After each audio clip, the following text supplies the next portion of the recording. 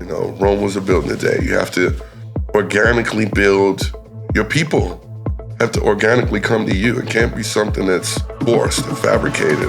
Ever wonder how top DJs actually built their careers? I had to do 15 years of hard work to get any of the recognition that I wanted. Where I saw a turning point in my career is when I became true to myself. From marketing and mindset to networking and negotiation, I'm giving you the tools you need to build a lasting career in dance music. Give them bits of you and your everyday life. You have to change the way you view the word no. Like me, I'm encouraged by it. Join me, Olivia Mancuso, and industry leaders as we reveal what it really takes to turn your passion into profit. This is Elevated Frequencies. Welcome to your weekly elevation, your dose of real strategies for real results in dance music. I'm Olivia, and today I am talking with Gene Farris, a Chicago house legend who's watched this industry transform completely over the past 3 decades. Gene has seen it all, from needing vinyl releases to get overseas gigs to watching sync buttons replace beat matching. The industry keeps changing, whether you like it or not, but here's how Gene has stayed relevant and maintained his rigorous standards. You've heard it on the podcast before. He's built his own infrastructure. Ferris Wheel Recordings, his label, has put out over 500 releases. He's created his own platform where he controls the quality, the sound, and the standards. When the industry shifts in ways you don't agree with, you have 2 choices. You can adapt completely or build your own lane where your values still matter. This conversation gets real about the tension between evolution and maintaining integrity. Gene's strategy shows exactly how to stay true to yourself while building something that lasts. Okay, so I have to start with this because I've had the podcast for 2 years, and so many people, some of our mutual friends, are like, oh, you gotta get Gene on the podcast. You gotta get Gene. And I'm like, in due time, I want to meet him first. Yeah. And then, ironically, I meet you not in Chicago. This is true. But in Brooklyn. Yeah. And you killed it. Yeah, it was a good party. At the Storehouse. And then you took a flight straight from there to the next gig. So let's start there.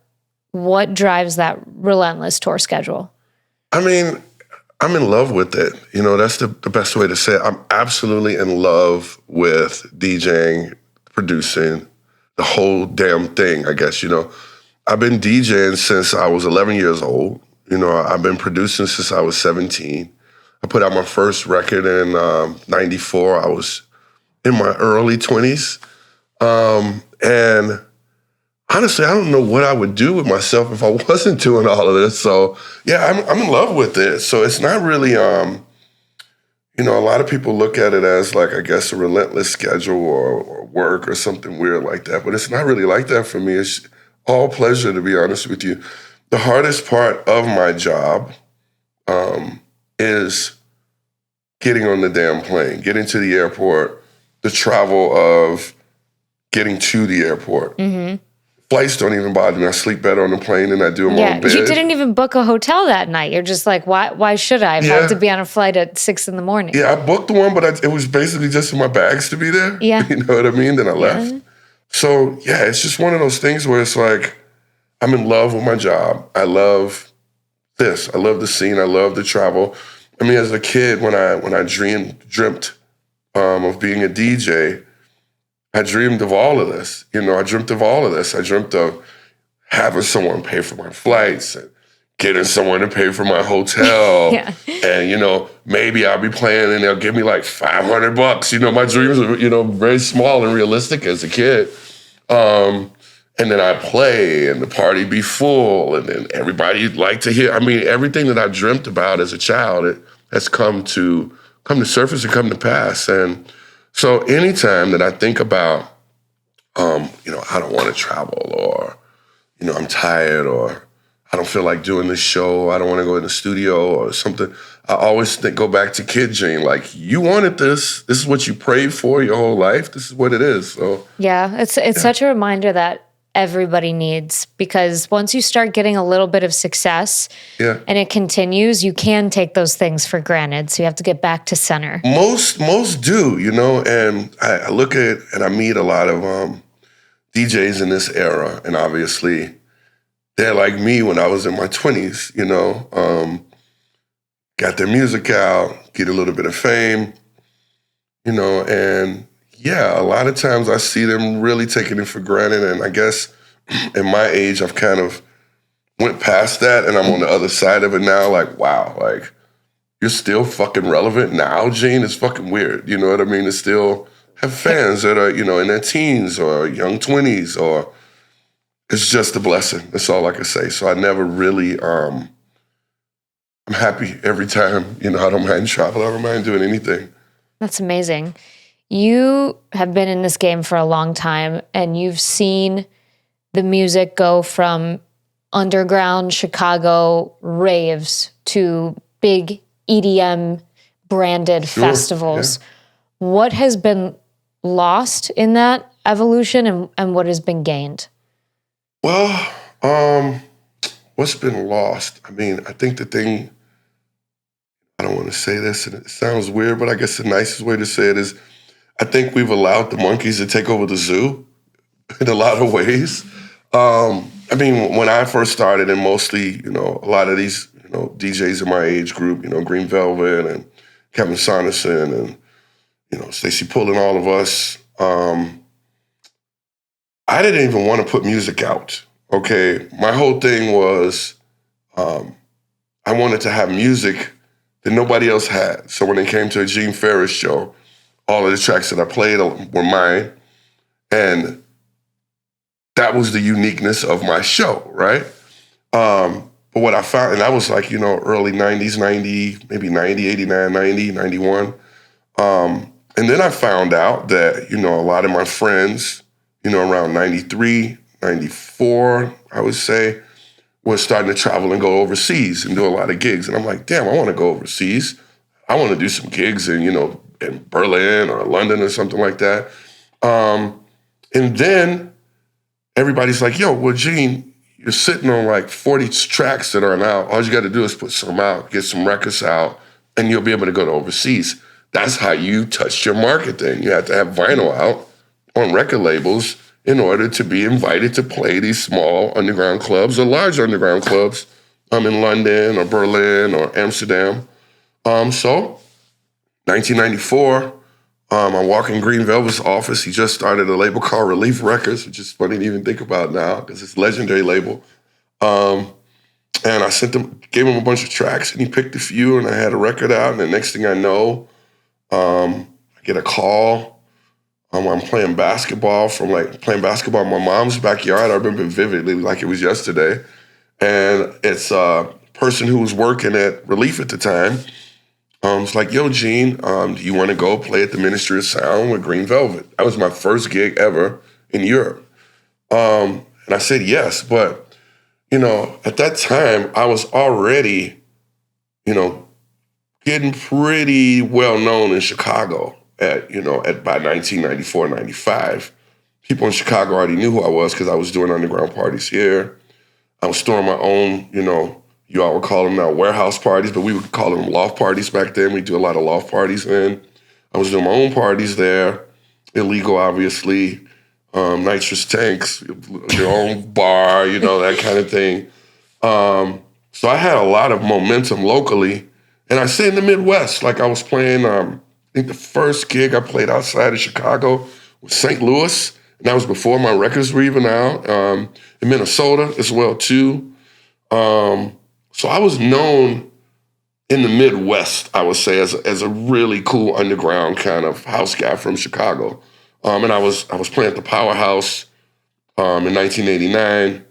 That was like my first real kind of residency with Ron Carroll, and I think Boo Williams played there, and a few other big guys at the time. I can't remember a lot of them. So yeah, when I was first, I guess, short story long, what's changed is now if you don't have a record out, you're not cool. Versus the other way around in the underground, if you didn't have records out but you made music, you were hella cool, especially if people knew who you were and you didn't have all these big records out. That's changed a lot. What else has changed is social media has played.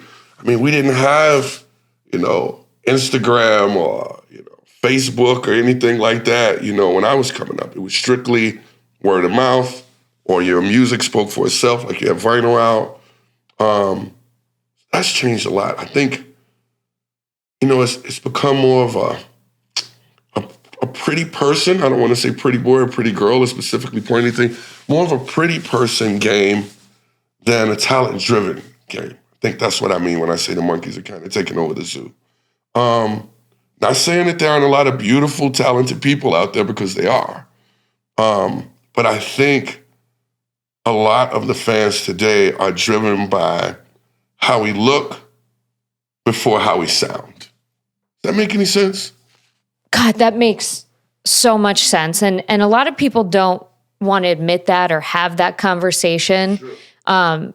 But it does matter now. And, you know, we can do our best to be different and change it. But I think a lot of people do feel the pressure to conform to that. I feel like, though, for you, because you have such a distinct aesthetic, and it's great. You're a fashion guy. But I feel like that's who you were before that became important in the scene. Always. If you look at, like, I mean, I was laughing the other day. I used to have dreadlocks. Really? And, yeah, really long I've never hair. seen a picture of you with dreadlocks. You could do some digging. Okay, They'll pop up for sure. They'll pop up for sure. I mean, if you could put a little clip right here and show it, like maybe if you run the podcast back later. Yeah, I mean, I used to have dreadlocks and stuff, and I remember looking at like these old videos from the show in Canada, which was like the MTV at that time, called Much Music, from like the 90s. And there's a video of me, and I got on like a polka dot Prada shirt and some Prada pants and like these cool little like Gucci prescription glasses. And I looked at it, this was maybe 3 weeks ago, and I'm like, shit, man, you just dress exactly the same, except it's upgraded now, you know what I mean? It's the same thing. So, I don't know, I've always been fashion forward. You know, it's been, you know, I'm friends with Derek Carter, so I got to be fashion forward. He's been like one of the most fashionable people I've known probably my entire life in my whole career. Yeah, so I've always been that way. It's not something like I feel like I have to put on face or put on, I just go in my closet, get dressed and go. Well, yeah, because you're an artist. I made a series. Well, first of all, I had a stylist, my friend who's a stylist, on the show a while ago, and I made some content about how fashion and music are intertwined since the beginning of fashion and music, right? Yes. Like they are intrinsically linked.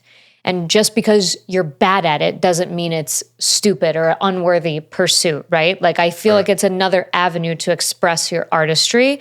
And it's not something that you probably have to spend a lot of time thinking about. It just comes naturally. Yeah, it's one of those things I've been doing. You know, like I said, when I was, you know, a young lad and I was going out to listen to my favorite DJ, which was Little Lewis at the time, the first thing I said, there's a few things I said, but when I look up there and I see him DJ, and I'd be like, God, first of all, he's got like 8 girls in the DJ booth with him. Secondly, he's dressed to the C. He looks so well put together. And I'd be like, you know, the 16-year-old boy looking at him, he was like a god to me. I was like, if I ever get to become a DJ, I'm going to make sure I dress fucking good every time I go out. You're taking notes. Yeah, and it's just one of those things that stuck with me. And I'm a Catholic schoolboy too, so I was kind of forced to wear a tie every day and a jacket. So it's just one of those things that it's kind of stuck with me, I guess, you know? Yeah. So you start DJing, you start making records. When did Ferris Wheel come about? 1998, probably, I'd say 3.5 years after I did the Ferris Wheel EP, ironically, was the first record I ever put out on Green Velvet's label. And 3 years after, I started Ferris Wheel Recordings, like in 1998. Initially, you know, as an artist, again, you know, the thing you hate hearing is no, right? As a producer specifically, you get tired of people saying, oh, well, that's cool, but could you change this? Or you know, it's a nice song, but no. So initially, you know, Ferris Wheel started as a record label for me to put out stuff that I just wanted to put out and records for my friends who didn't have records out that I thought were cool. that other labels didn't sign and so forth. And it just kind of started like that. It still is, actually. It still is. And yeah, I just started it just so I could have an outlet to do what I wanted to do without having any restraints or any change in my artistry of producing music. And she's still, I call her, she's still that way. She's still there for that. If I have a song that I think's amazing and I don't want to change anything on it, and I may send it to, another label who's like, yeah, Gene, this is cool, but could you change this or change that? And I'm like, if I don't want to change anything, then I just put it out myself now. That's a great system. Yeah, it's grown into, over 500 releases now. And it's just grown into, she's her own thing, man. She's her own little lady. Like Ferris Wheel she's her own fucking thing. Like I don't, in the beginning I was kind of molding where it goes, and now we have so many artists from, Green Velvet's been on the label, Curtis has even been on there, to we put out the first few records of John Summit.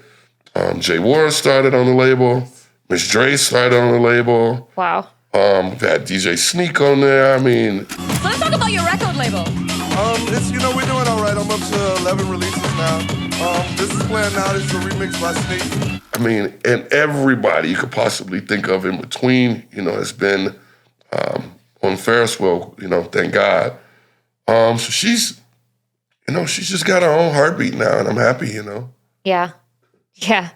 I can't tell you. I don't think I've had a chance to tell you that, first of all, you were the first artist that I saw out of the pandemic. Oh, wow. And it felt like such a celebration because it was a Chicago. I think it was Groove Cruise, actually. Yeah. Yeah. GC, those are my fam, good people. And I think you did like an 8-hour set that night. And Pocket Party has always been one of my favorite tracks of all time. Cool, yeah. And I think you played it, and I was like, just the sense of Chicago pride that I had being on that boat with people from all over. Yeah. When you see a Chicago artist like doing their thing, I feel like it's a sense of pride that maybe not other cities get because of the connection with the history of house music and whatever.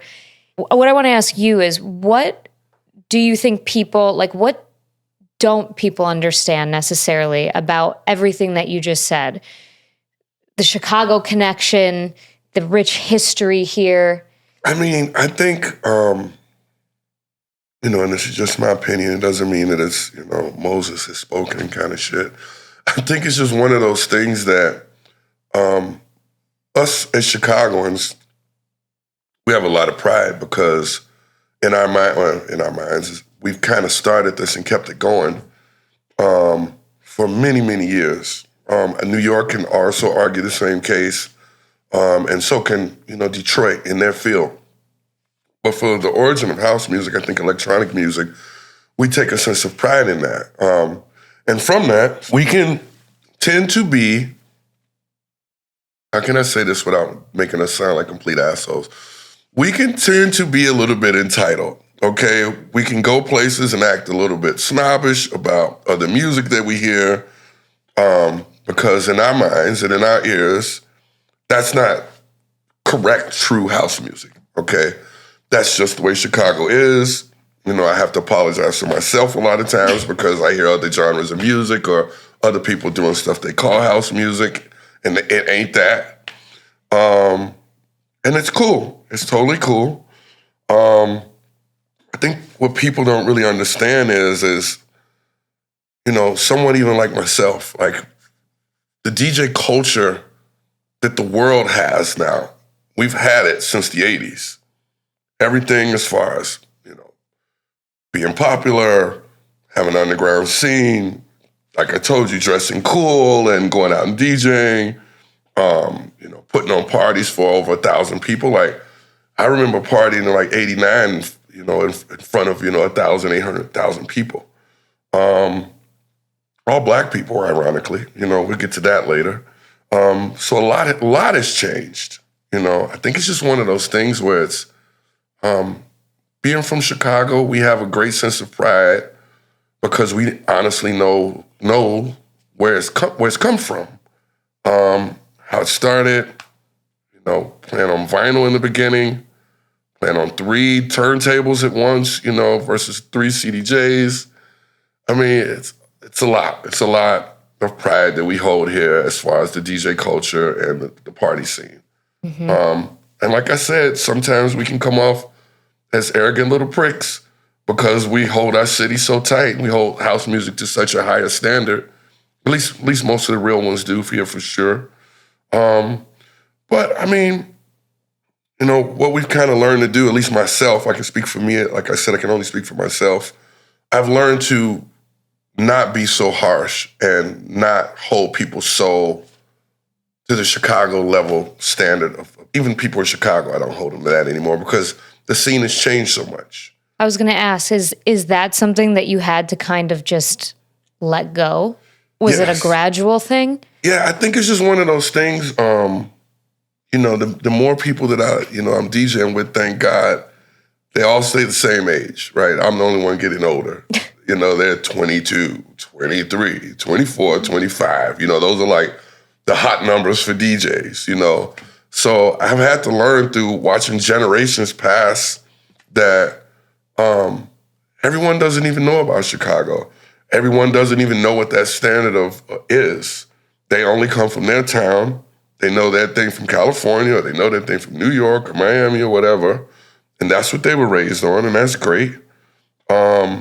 And I have to learn to be a little bit more gentle. Like, I got into a whole, I won't say I got ran through the mud because a lot of people in Chicago kind of jumped up to my defense, but I went on this rant. I don't know what possessed me to do it, probably about 2 years ago, about people syncing, okay? I was like, sync DJs, you fucking suck.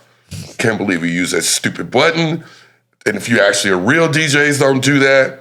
And I just went even further and like, why are you even using a damn laptop? Let's talk about that. And you should be at least using a USB. Don't use your fucking sync button. Just mix on CDJs. It already tells you the BPM on it. You can't read the BPM and mix 2 records together. You have no reason to be a professional DJ and blah, blah, blah. Chicago, that went off, okay? And it's all valid. Oh, man, people were pissed. Was this on Twitter? Where was this? On Instagram. Instagram, Yeah, okay. on Instagram. And everybody was, I won't say everyone, because a lot of people were like, yeah, G, you fucking tell him, man, that's right. Real DJs, but most of those dudes are like gray hair in a wheelchair. And then, all the younger kids were like, but, the sync button's on there and blah, blah, blah. And I mean, just because you sync doesn't mean you're a bad DJ. And I'm just like running them through the mud, and I stopped, I was like, you know what, Gene, like, you need to just chill. Like, everybody doesn't look at it the same way you do. To a lot of people, this is still entertainment.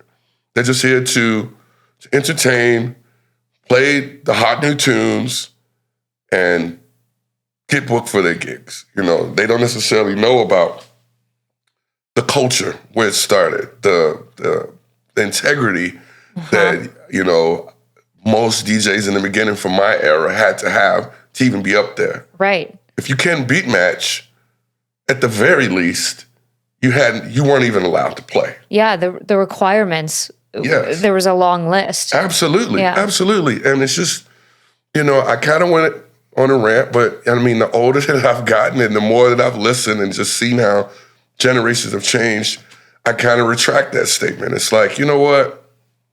Do whatever you need to do, dude. If you need Batman standing in the corner with you while you're DJing to make you feel comfortable, then have Batman standing in the corner. If you need to hit the sync button on all of your shit, you need to have a laptop on top of your head, I don't care what you do. I'm not doing that because I hold myself to a certain standard.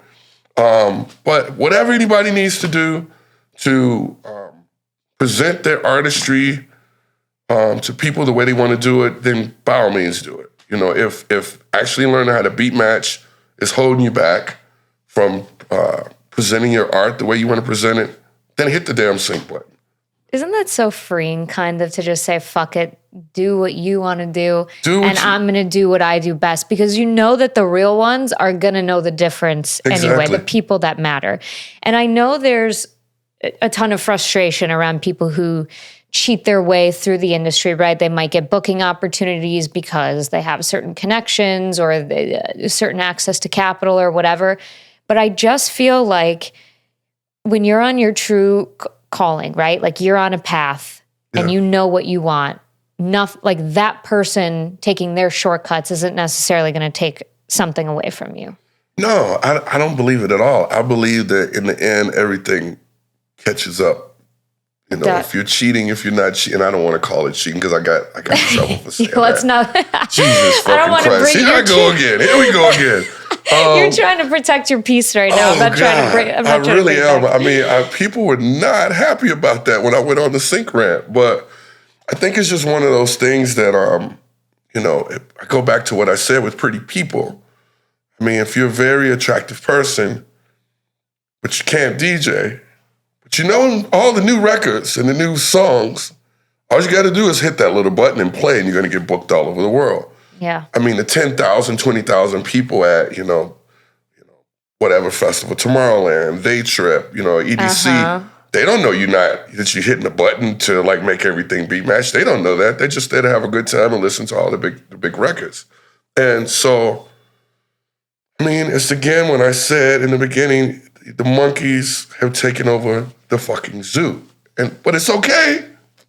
It's all right.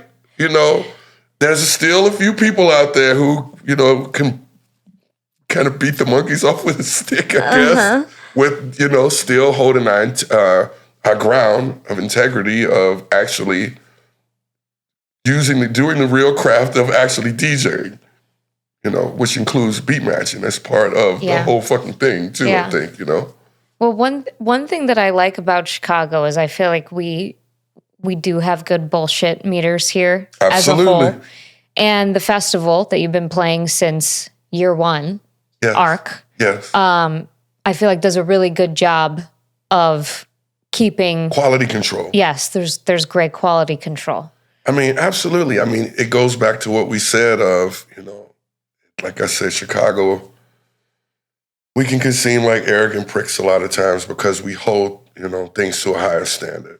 And a lot of DJs wonder like, man, you know, I play all over the world, I do this, I do that. But when I come to Chicago, people are just like, that's because we know what you're doing. Doesn't matter how famous you are everywhere else, but if you're faking the funk, Chicago's gonna be like, yeah, he's famous, but it's kind of all he really is, or she, or they, because we have a very high standard here of DJing. I mean, I would say 90% of the, you know, OGs and some of even the new kids from Chicago, if you took CDJs away, we could still rock on vinyl. Mm-hmm. You can't really say that on every other city. Like if you took the CDJs away for a lot of people, they'd be so fucked, you know? Yeah. If you put a piece of tape over the sync button in the BPM reader, right? I would say 90% of Chicago DJs can still DJ without knowing the BPM meter or putting the sync button. The rest of the cities, I don't know about that so much, you know? But I can't really say that because I can't speak for whole cities. I know some badass DJs in a lot of other cities. Sure. You know? Absolutely, yeah. You can't generalize, but what you're getting at is like, it's so ingrained in the culture here, in the fabric of the city, and that is Black queer culture that started it. And you kind of hinted at that earlier. I like going back to people not necessarily understanding the roots. Do you feel that it's part of your personal mission to educate? And is that something that you have to do like very intentionally, or is it just by being who you are and being ubiquitous in the scene? I don't think it's really my job to teach anyone about house music culture, because there's layers to that. Yes, there's a massive Black queer culture here in Chicago, but there was also a straight, you know, big house music scene that a lot of people don't even talk about back in the 80s and 90s, where it was all straight people going out too. Hey, me. And a lot of people, you know, of course, there was a massive queer house music culture in Chicago, but there was also, you know, WBMX radio with Farley Jackmaster Funk. There was Little Lewis doing his parties at the Bismarck and Medusa's, and Terry Hunter and those guys doing their parties at at the McCormick Place at the Inn and Hyde Park Racquetball Club. I just love that you just clarified that you're straight. Like, we didn't all know. I mean, you never know. I know everybody in Chicago knows that you're straight. You never know.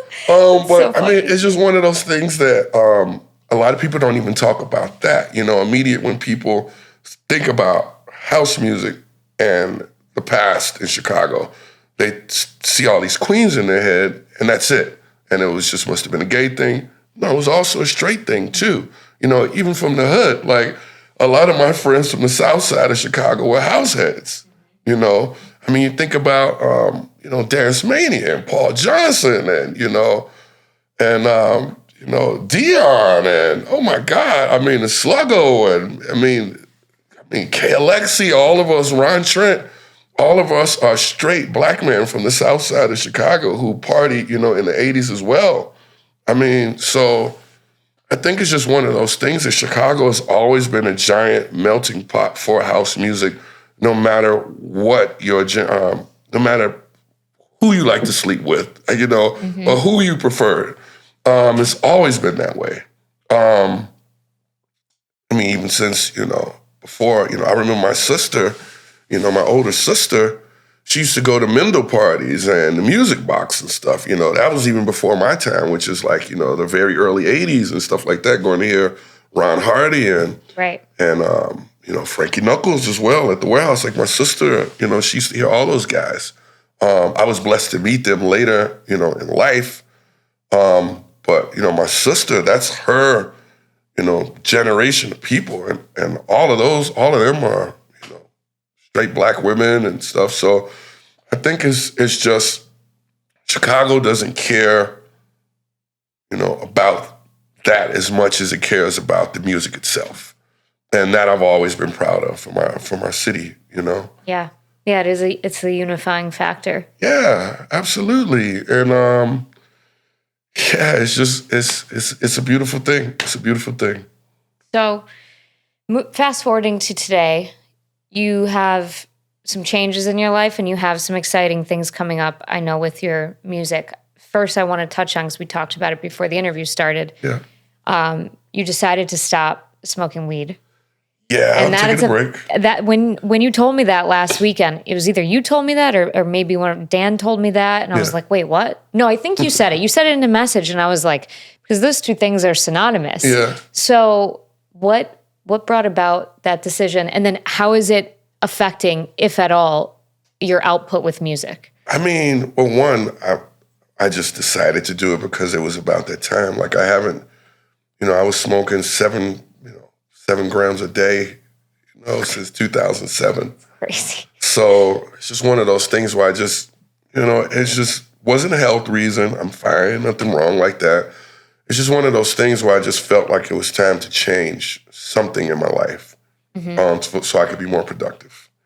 And I say I've definitely been writing a lot more music, a lot of really cool songs coming out, actually. Yeah, it was just something I kind of needed to do. I think just for myself and for my fans, and just to be able to be a little bit more clear. Like I said, I've been doing this my whole life off like 40% because I'm stoned the whole time. Now I just figured, let's see what I can do at 90 or 100% at this point. I think it's so important for, like, the majority of the people who listen to this podcast is newer artists who are trying to, develop their own careers. And I think it's really important that they hear that perspective, because the general consensus in artist communities are like, weed unlocks creativity, or it doesn't do any harm. And sure, I'm sure that's true in some cases, but you're providing a different perspective by saying, hey, I'm writing more and like I feel better. I do. And so I think that's just, I'm not like a teetotaler. I'm not, all or nothing. Like, I very much believe in finding the right balance, but sometimes that means you have to take cold turkey breaks to see how it impacts you. I think life comes at you in waves, right? And I think that you need to be able to let go of anything at any given time that you would consider a vice. You need to have full control of your life, of you, yourself. Whatever it is, you should be able to let it go and still go on. My number one drug is this. It's the music. It's house music. It's making music. It's entertaining people. That's my number one drug more than anything. You know, and to let go of weed, it was definitely a big thing to me. I mean, this interview would be way different if I was still getting high. You know what I mean? So I think it's just one of those things that you have to look inside yourself and be able to, you know that you're still being the most productive version of yourself. Weed, you know, for a while, I felt like was me, the best version of Gene you were going to get was Stone. But now that I've quit for a while, I think the best version of Gene you're going to get is Gene. And that's just me being me, not necessarily being influenced or you know, should I say, fucked up off anything. Not saying that I'm sober as a cobra because I still drink, you know, when I'm at the parties and stuff. And who knows, I may start smoking weed again. At some point, I probably will, honestly. But, you know, I think a good, nice, long break for me is definitely necessary. I love that perspective, and I think it's so important. Like, people will try to put definites on things like, I'm never going to smoke again, or I'm never going to do this again. And then if they do slip up, they beat themselves up about it because you set these impossibly high standards. And so, like, it's just a really great perspective, again, to hear from someone like you, especially because you said you've been smoking for so long, that you can take this break, observe what happens in your life, and then maybe go back to it and like have a different relationship. And that's important with whatever your drug of choice is. Right? Yeah, I was smoking about an ounce of weed a week, you know, so that's the perspective to put it in. And, you know, I just think that for me, myself, it was time to just chill out for a bit and get back to the basics, which is writing, really enjoying my craft, really enjoying giving energy to people when I'm DJing and receiving it completely without like being in a fog. It's been great. It's been really, really cool. I love it. So you have a best of album. It's coming. Yeah. Yes, it's coming soon. Yes. Soon. Okay. We won't like date it, but what was the inspiration to do that? I mean, I think that you know, I don't know how many tracks I have. It's well over probably 500-600 out there, I would imagine. But what I wanted to do with this album was put a collage of my music together where all my vocals were on there. I've never done a whole album where it was just a song for each one. Mm-hmm. So I was like, let's just do an album called The After Party. And it'll just be all my songs, my favorite songs, every vocal track that I've done, collaborations with, you know, Mark Knight, Dennis Cruz, and so for just everything. Stuff I've done with Green Velvet, every collage of every vocal track that I've ever done. And when putting this together, I just kind of realized that a lot of things people they missed it, or you know, generations change. So people may not even know what it is now. So I'm excited for that. I'm excited for that to come out soon. Absolutely. It's just like, and it's also a celebration of all the hard work that you've put in over the past, 3 decades? Yeah, something like that. Yeah. Amazing. So last question. If you could tell your younger self, young Gene, one thing about this journey, what would it be? Wow, I would say that Rome wasn't built in a day. Don't expect everyone to get you right away. You know, Rome wasn't built in a day. You have to organically build your people, have to organically come to you. It can't be something that's forced or fabricated or, you know, I used to get really upset because I see all these other DJs, some of my peers and in the 90s and stuff, and they got these huge fan bases. And I'm like, I'm a good DJ too. Why doesn't anybody like me? And then like, fast forward now, my fan base is probably 3 times as big as the dudes who I was jealous of back in the day. So it's just one of those things that you have to wait your turn, man. I guess that's the best way to say it. It's like you're waiting in line. You look up there, you see your friends, you're like, hey, buddy, you know, when am I going to get up there? And then when you get your turn will come, you know? Amazing. Amazing advice to end on. Thank you so much for doing this. Oh, thanks for having me. That's your weekly elevation. Gene's journey proves something crucial. You can't stop the industry from evolving, but you can control your own corner of it. Whether it's starting a label, throwing your own parties, or building any kind of platform, creating your own infrastructure lets you maintain the standards while the world changes around you. The artists who last aren't the ones fighting every change or the ones who abandon all their principles. They're the ones who build something that they can control while staying flexible enough to survive. Remember, success in dance music isn't about luck, it's about strategy. I'll talk to you next week.